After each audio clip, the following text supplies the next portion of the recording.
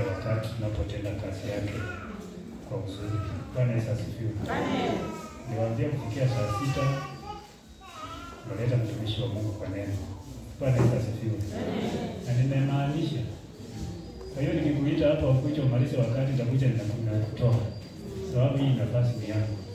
Bwana Yesu asifiwe. Amen. Ili uende vile nilikwambia itakuwa mzuri na tutabarikiwa.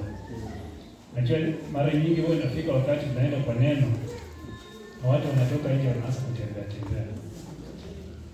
Ama umemaliza muda sasa watu wanaenda hata bila kusikiza neno. Bwana Yesu asifiwe. Amen. Kwa hiyo nimechukumika katika moyo wangu nikasema leo watu wahubiriwe ndio kichwani. Bwana Yesu asifiwe. Amen. Najua nimekuja hapa nikakutana na mama mwingine hapa.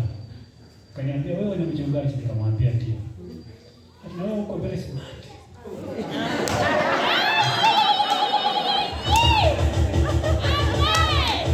Amen. Nikamwambia mimi sina mtu.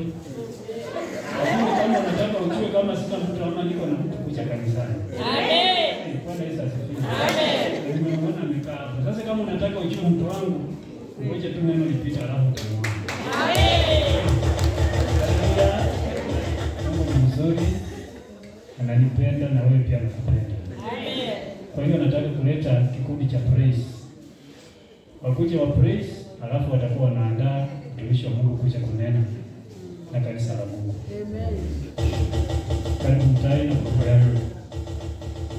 Waibaki tuko na hapa na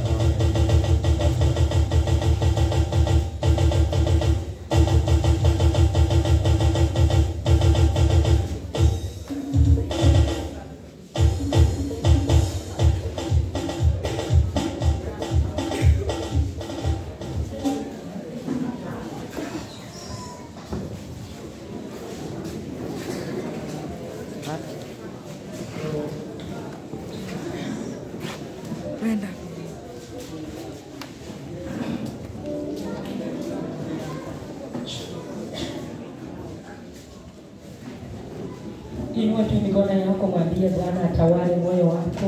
Mwambie Bwana, niko mahali hapa, nahitaji neema, nahitaji kibali chako, nahitaji kusikia kutoka kwako.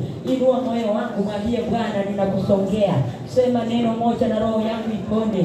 Mwambie Bwana, ninafunjika ili ukaweze kuongezeka.